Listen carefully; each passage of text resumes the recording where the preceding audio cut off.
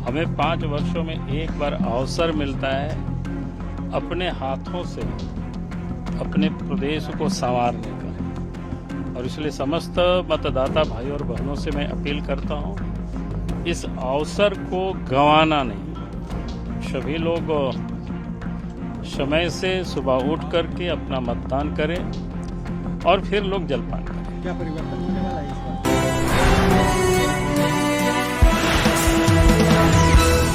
जी, आपके जो मतदाता हैं ये तो कह रहे हैं कि मुख्यमंत्री बनेंगे। आपकी पत्नी से भी बात हुई, बोले कि बनेंगे या बढ़ेंगे आगे? देखिए, मतदाता की अपनी सोच होता है, लेकिन लोकतंत्र में दल के जो विधायक चुने जाते हैं वो तय करते हैं। जी, तो आपको उम्मीद है बीजेपी की सरकार बन रही है? मैं 100% मैंने बार बार कहा है कि वे बीजेपी के नेतृत्व में एनडीए गठबंधन की सरकार बन रही है। पारंपरिक वेशभूषा में बिल्कुल लाल सदरी, आदिवासियों की जो पहचान है कुर्ता धोती, खास हो जाए। नहीं, ये तो हमारी भारतीय जी पोशाक है और मैं पहनता ही हूँ। जी सर, आपने वोट कर लिया है। अरे इसको तो हटाइए पीटीआई।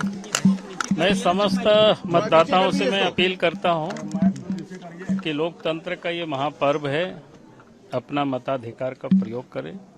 हमें 5 वर्षों में एक बार अवसर मिलता है अपने हाथों से अपने प्रदेश को संवारने का, और इसलिए समस्त मतदाता भाई और बहनों से मैं अपील करता हूं, इस अवसर को गंवाना नहीं।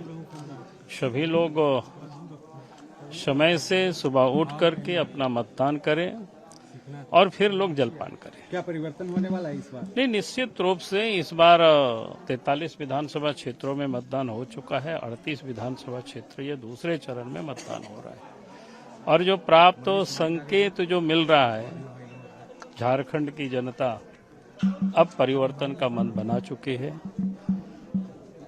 हेमंत सोरेन की सरकार जा रही है और झारखंड में बीजेपी के नेतृत्व में एनडीए की सरकार आ रही है। देखिए, मताधिकार का प्रयोग हर किसी को करना चाहिए, क्योंकि लोकतंत्र का ये महापर्व है और 5 वर्षों में एक बार अवसर मिलता है अपने हाथों से प्रदेश के भविष्य को बढ़ने का, बनाने का। और इसलिए मतदाता से भी मैं बार बार अपील करता हूं कि इस अवसर को हमें गंवाना नहीं, हमें मतदान करना, अपना भविष्य को और राज्य की भविष्य को बेहतर करने के लिए मतदान करना। सर, कौन कौन से मुद्दे थे प्रमुख? नहीं, मुद्दा हमने बार बार कहा है कि एक तो जो राज्यव्यापी ही एक मुद्दा है वो घुसपैठ को लेकर के, जो जिस प्रकार से आबादी के जो डेमोग्राफी यहाँ बदला है, अगर हम समय रहते उसको सचेत नहीं होंगे तो आने वाला कल झारखंड के लिए वो संकट पैदा करेगी। दूसरा, जो बेरोजगारी है, यहाँ से बच्चे पलायन करते हैं, और हेमंत सोरेन ने पूरे 5 साल तक नौजवानों को छला है, और इसलिए हम सब ने नौजवानों से अपील किया था कि भाई आप इस बार बीजेपी को, एनडीए गठबंधन को साथ देना, हम लोग आपको न्याय देंगे। जो गड़बड़ी हुई है उसकी भी जांच कराई जाएगी, जो दोषी होंगे उसको दंडित किया जाएगा। और फिर विकास का मुद्दा है कि राज्य का विकास कैसे हो, ताकि यहाँ से लोग पलायन नहीं करें, यहाँ के लोगों के जीवन में खुशहाली हो, चाहे स्वास्थ्य का हो, चाहे परिवहन के क्षेत्र में हो, चाहे शिक्षा के क्षेत्र में हो।